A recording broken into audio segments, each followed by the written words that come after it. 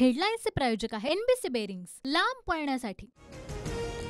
पूर्व विदर्भातल्या 5 मतदारसंघातील प्रचार तोफा थंडावल्या. नागपूर, रामटेक, भंडारा गोंदिया, गडचिरोली आणि चंद्रपूर लोकसभेसाठी 19 एप्रिलला मतदान पार पडणार. आज पहिल्या टप्प्यातील प्रचार संपला. प्रभू श्रीरामाचा आशीर्वाद आम्हाला मिळेल, देवेंद्र फडणवीसांची प्रतिक्रिया.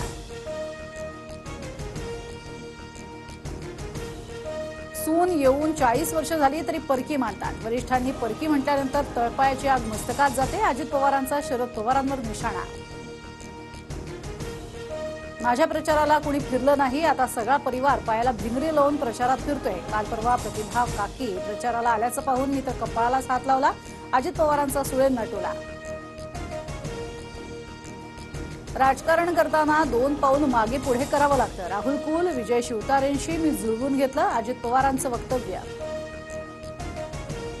संजय राऊतांकडनं विशाल पाटलांच्या हकालपट्टीची मागणी. बंडखोरी करून भव्या विरोधात कुणी काम करत असेल तर बंडखोरी करणाऱ्यांची हकालपट्टी करा, राऊतांचा काँग्रेसला सल्ला.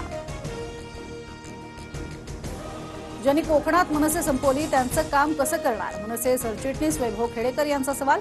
तर राज ठाकरेंनी खेडेकरांना बैठकीसाठी उद्या बोलावलं.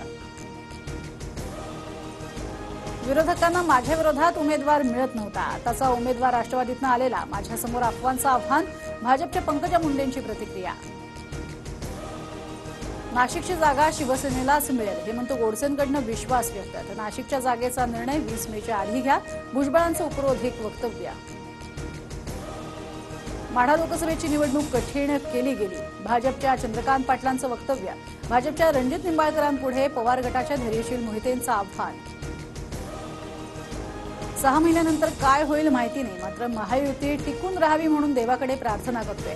अजित पवार गटाचे आमदार सुनील शेळकेंचं वक्तव्य. प्रदेशाध्यक्ष असताना 33 महिने खूप सहन केला, फडणवीसांना कोणत्याही क्षणी अटक होऊ शकली असती, भाजप नेते चंद्रकांत पाटलांचा दावा.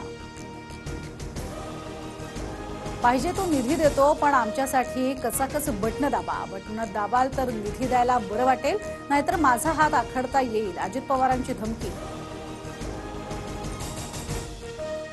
अजित पवार व्यापारी, त्यामुळे ते सौदाच करणार, संजय राऊतांची अजित पवारांवर टीका.